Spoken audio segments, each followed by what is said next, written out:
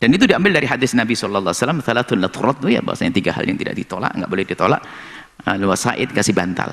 Kasih bantal itu nggak boleh ditolak, makruh. Bukan haram, makruh. Dihin, minyak. Apa namanya? Minyak wewangian. Walaban dikasih susu. Termasuk ini, minyak itu adalah termasuk raihan dalam hadis ini. Jadi ini kalau ada orang memberikan kepada kita minyak wangi, jangan ditolak. Makruh hukumnya. Dikasih bantalnya. Memang negeri itu masing-masing. Kalau di sini adalah dikasih bantal. Maksudnya bantal itu bentuk penghormatan sebetulnya. Karena apa? Untuk bersandar. Tapi kalau kita adalah di Wonosobo, di daerah gunung mana itu, bukan dikasih bantal, dikasih tungku. Nah, Buya ke sana dikasih tungku, kaget. Loh, apa ini? Tungku ada apinya, rupanya penghangat. Nah, ini jangan ditolak, dia ingin menghormati kita.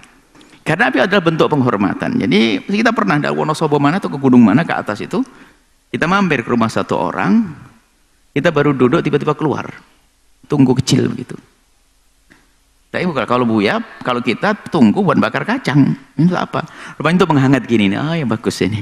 Jadi semua yang dalam bentuk penghormatan seperti itu, menghargai dia, penghargaan untuk kita, jangan ditolak. Nggak mau, nggak usah gitu. Kalau bantal biarpun kita pakai, dia ambil, kita letakkan. Mungkin kita tidak perlu pakai bantal. Wangian, minyak wangi kasih. Cuman kalau ngasih minyak wangi tahu diri dong, minyak wanginya bau nggak jelas kasih. Hah? Mau minyak wangi ya minyak wangi yang enak, sedap, bikin pusing. Tapi kalau kita dikasih minyak wangi, hendaknya kita menghargai yang memberi itu. Sehingga Nabi mengajarkan agar tidak ditolak. Makruh hukumnya menolak. Karena bisa saja menyakiti hatinya. Ini sederhana ini untuk harum ruangan, harum kitanya. Semuanya menjadi harum enak. Lah kok ditolak? Bantal ada sederhana untuk penghormatan, menghargai, dan juga yang lainnya yang sejenisnya. Kita tidak ngerti apa yang kebiasaan setiap masyarakat di daerah itu ada. Nah, kalau itu adalah bentuk penghormatan, penghargaan yang tidak bertentangan dengan syariat Nabi, berarti adalah yang perlu dikukuhkan. Ya, tadi kita sebutin kasih tungku, penghangat. Mungkin bisa jadi sebuah tempat adalah musim panas, kasih kipas. Kipas, biarpun kita senang panas-panas, berkeringat, karena mungkin biasa pakai sauna ya. Ya sudahlah, ini mumpung panas sekalian. Ya kata kasih, ambillah. Maksudnya jangan menolak dah kalau orang ini berbaik. Marhaba, makasih, jazakallah, gitu. Subhanallah, indahnya akhlak Rasulullah SAW yang diajarkan bagi Nabi Muhammad. Babu karohati raddir raihani li ghairi udhrin. Enggak, bab kemakruhan menolak wewangian tanpa adanya udzur. Kalau udzur mungkin mohon maaf, saya belum boleh cium bau-bauan begitu atau apa, karena udzur sakit dan sebagainya nggak boleh menurut dokter, ya enggak apa-apa. An Abi Hurairah, dari Imam Abu Hurairah lagi, Masya Allah, Imam Abu Hurairah radhiyallahu ta'ala anhu qala berkata, qala Rasul bersabda, man uridu alaihi raihanun, barang siapa disodorkan kepadanya raihanun, raihan ini wangian, mencakup di dalamnya adalah, dalam riwayat tibun, tib, minyak. Raihanun pokoknya sesuatu yang wangi. Fala yuruddahu, maka jangan dia menolaknya. Fa innahu khafiful mahmali dan mahmili, semua riwayat ada. Mahmal sama mahmil.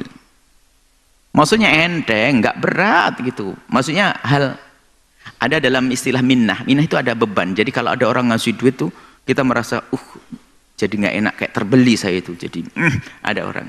Kalau ini enggak, minyak sederhana, nggak akan menjadi orang merasa beban itu. Tapi kalau dikasih duit, Mas, uang 5 juta, nggak enak banget. Wah, ini kayak utang budi, ini kayak nggak enak banget deh. Gitu. Tapi kalau minyak wangi nggak ada itu semuanya. Minyak wangi dioles-olesin, kemudian apa? Mungkin peringatan untuk mengingatkan, kalau seandainya, ini biasanya kami sebutkan, dikasih minyak wangi yang beralkohol itu bagaimana saya itu? Adab saya bagaimana? Kan minyak wanginya iya, alkoholnya khilaf, bagaimana ini?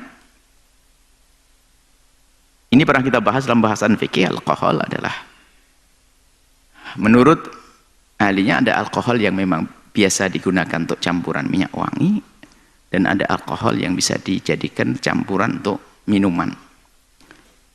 Dan itu beda. Kalau alkohol yang biasa digunakan untuk minyak wangi itu, kalau diminum orang buta langsung mati itu.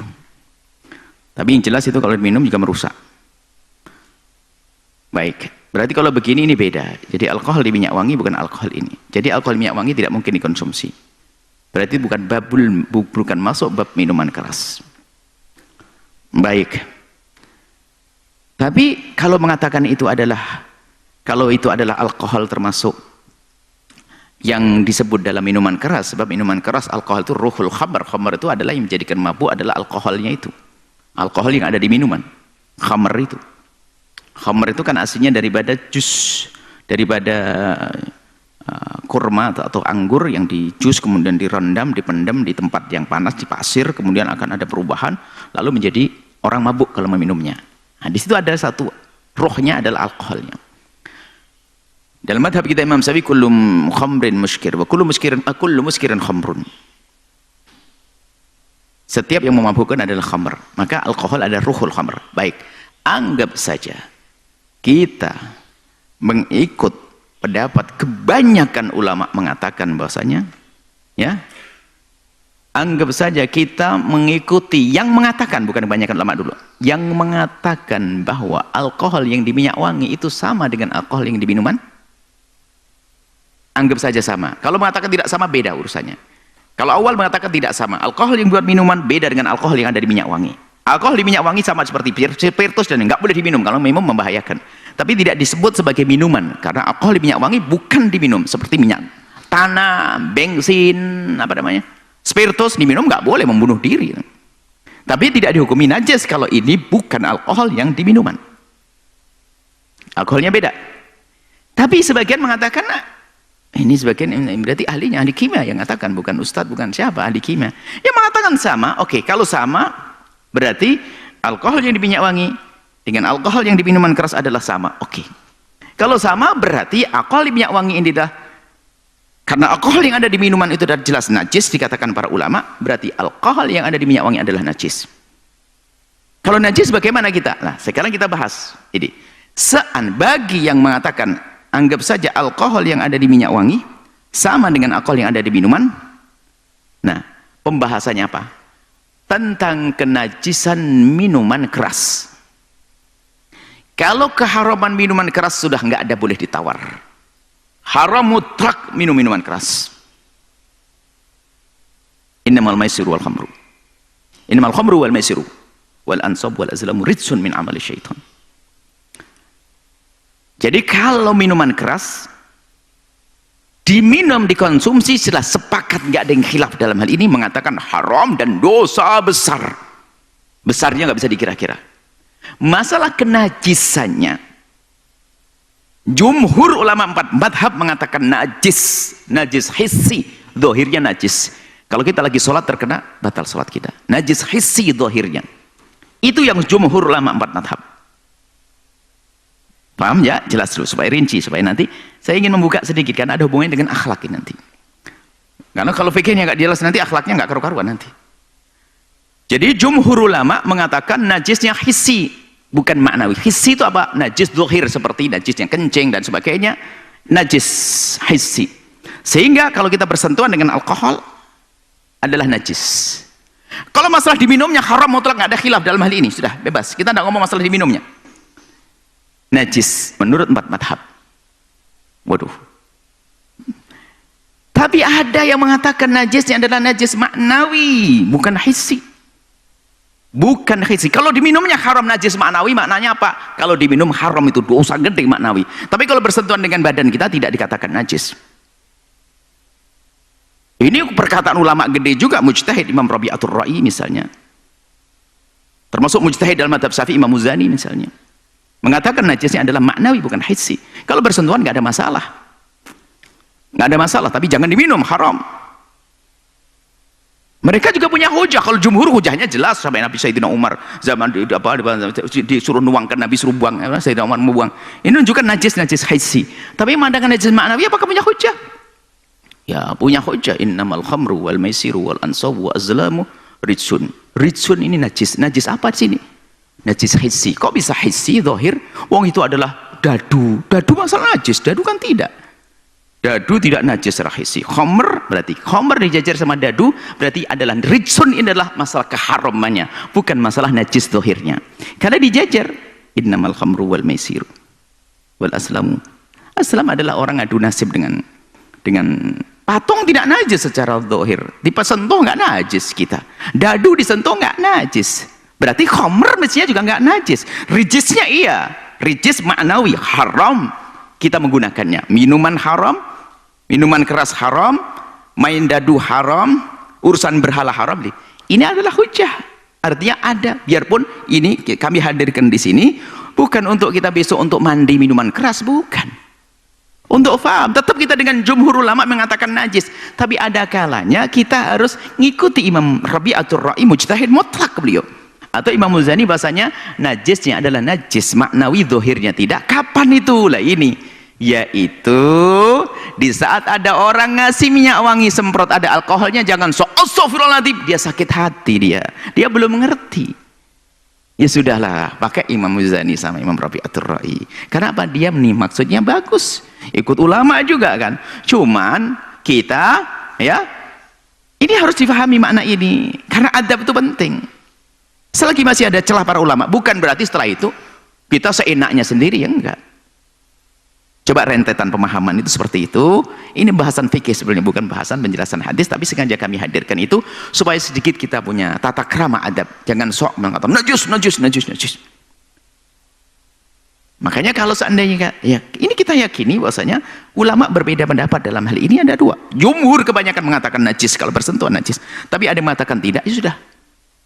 Selagi bisa kita hindari yang tidak ada alkoholnya. Tapi kalau tiba-tiba ada orang ngasih ada alkoholnya, kita terima. Ikut pendapat ulama yang lain. Hujahnya juga sama-sama kuat dalam hal ini. Tentunya kalau kita banding-banding, cuman kita tidak pantas membandingkan. Kita ini siapa? Memang hujahnya jumhur ulama adalah banyak sekali. Tapi hujahnya yang mengatakan tidak najis juga dari Quran tadi. Baik, artinya apa? Yuk kita luas. Kalau ngasih ke orang ya jangan yang minyak wangi semprotan begitu, kecuali dia suka rela dari hatinya. Langsung kita semprotkan di badannya, barangkali dia termasuk yang tidak ngerti ilmunya, dia bakal. Tapi kalau ngasih hadiah mungkin kita mendapatkan minyak wangi yang pakai alkohol, guys. Kasih hadiah. Mungkin dia mau kalau pakai, kalau enggak. Agak sedikit luas deh. Belum lagi, apalagi ini akan terselesaikan masalahnya. Kok kembali kepada pembahasan alkohol tadi? Ini alkohol minyak wangi itu sama enggak dengan alkohol yang di minuman keras? Kalau ini beda ya nggak ada masalah sama sekali. Sebab jenis alkohol ini bahkan saya tanya beberapa orang, khilaf juga di antara ahli orang ngerti kimia. Alkohol yang ada di minyak wangi itu bukan alkohol yang ada di minuman keras. Alkohol yang ada di minyak wangi itu kalau diminum orang buta langsung mati dia. Jadi beda dia. Jadi alkohol yang ada di minyak wangi itu adalah bahan keras yang membahayakan seperti air keras, seperti spiritus sepertinya. Anda minum spiritus mati. Mabuk juga. Maka anak-anak yang kurang akal terlihat pakai minuman oplosan, spiritus dioplos sama baygon, gila baygon apa minyak, maaf ini kepakai nyebut minyak apa obat-obat nyamuk. Obat nyamuk campur ya, ini orang kurang akal ini. Baik seperti itu. Kita baca hadis Nabi. Ini pembahasan fikih itu luas. Makanya gabungan antara akhlak dengan fikih itu penting sekali. Coba pakai fikih keras lagi, nggak boleh. Orang sakit hati semuanya. Padahal ulama. Kalau anda disebut Imam Rabi'atul Ra'i, nggak ada yang berani ngomong di depannya. Adalah sekelas mujtahid, sekelas Imam Syafi'i. Ayo mau apa? Imam Muzani adalah pengikut Imam Syafi'i yang luar biasa, mujtahid juga. Tapi madhab selama ini yang dianggap adalah 4, selebihnya adalah tidak. Kecuali untuk memberikan solusi semacam ini boleh. Kalau diminum memang sudah sepakat, jangan minum sesuatu yang ada alkoholnya. Biarpun itu obat batuk. Karena diminum. Kalau masalah bersentuhan ada khilaf, kalau minum nggak ada khilaf. Sekarang mulai kemana-mana, sampai minumnya katanya khilaf, kalau sedikit tidak. Oh bahaya itu nanti. Lagi enggak, biarpun 0, berapa persen kalau minum obat batuk ada alkoholnya. Minumnya ini harus ditekankan. Ini anehnya sekali. Urusan bersentuhan dengan tangan keras, urusan obat batuk yang ada alkoholnya ringan. Ini ketuker, ini kebalik. Kalau mau keras yang minum ini masih ada obat batuk yang lainnya kok. Tolong pahami ini. Ini anehnya orang kesemprot minyak wangi, najis. Obat batuknya ada alkoholnya. Ini ketukar kebalik-balik. Kalau diminum tidak ada khilaf. Haram, semuanya mengatakan haram. Cuman yang berbeda adalah urusan bersentuhan dengan badan kita untuk kita melakukan sholat. Najis atau tidak. Seperti itu. Kita baca fa'innahu qayyum. Man urida alaihi raihan khalas. Wa an Anas dari Sayyidina Anas. Man urida alaihi raihan, barang siapa disodorkan wangian kepadanya, fala yuruddahu, jangan menolak. Fa innahu khafiful mahmil, ringan, enggak membebankan. Tayyibur rihi, harum wangian, harum aromanya. Rawahu Muslim, hadis riwayat Imam Muslim. Wa an Anas dari Sayyidina Anas bin Malik radhiyallahu ta'ala anhu, anna Nabi sungguhnya baginda Nabi Muhammad SAW kana la yuridu tibah. Nabi tidak menolak tib. Kalau Nabi dikasih minyak wangi, diterima. Termasuk diantaranya yang tradisi sebagian tempat dengan bukhur. Orang tidak ngerti bukhur. Cuman pandangan orang kan beda-beda. Subhanallah, ada yang mengkritisi. Salah satu ini sudah lama sekali mengirim surat dan juga kejam sekali. Ya bahasanya waktu kita ada bukhur. Dengan bahasa ini, oh majelis kok ada kemenyannya. Ini kan, waduh, cuaci maki olok-olokan. Ya dia memandang mungkin lingkungannya lingkungan kemenyan yang untuk apa, memanggil roh-roh jahat atau apa, ini lingkungannya, dan itu kemenyan, ini bukhur kayu wangi. Jadi ada pada zaman Nabi membukhuri tempat biar harum. Nah ini cara pandang kadang-kadang, makanya jangan gampang berasa enggak long dicaci maki ini adalah majelis enggak benar. Majelis sampai suatu ketika mencela majelis yang sering mengadakan acara membaca sholawat dengan bukhur itu apa? Apa itu sunnah, apa itu api dibagi-bagi, api dibagi. Bukan api yang dibagi ya ikhwan. Dan itu kalimat ada, suratnya mungkin masih ada disimpan sama anak-anak. Api dibagi-bagi, memang sunnah Nabi apa itu? Maju sunnah api dibagi, api. Bukhur itu adalah harum, ada kayu bukhur. Bahkan itu kalau baju taruh dia, biasanya ada gantungan baju, bukhur nyalakan, harumnya itu nggak hilang-hilang, nempel di baju. Itu mewangikan ruangan. Nah, ini orang gampang suudzon, ini problem hidup kita. Ini adalah orang prasangka buruk. Satu mengatakan itu kebenyan untuk dunia persihiran, sisi lain tidak ngerti tujuannya, ngapain sunnah apa bukhur. Dalam riwayat ada pada zaman Nabi membuat bukhur, membuat wewangian, dibakar, harumnya ke ruangan. Itu kemana-mana harumnya bisa sampai pojok-pojok karena ikut angin dibakar.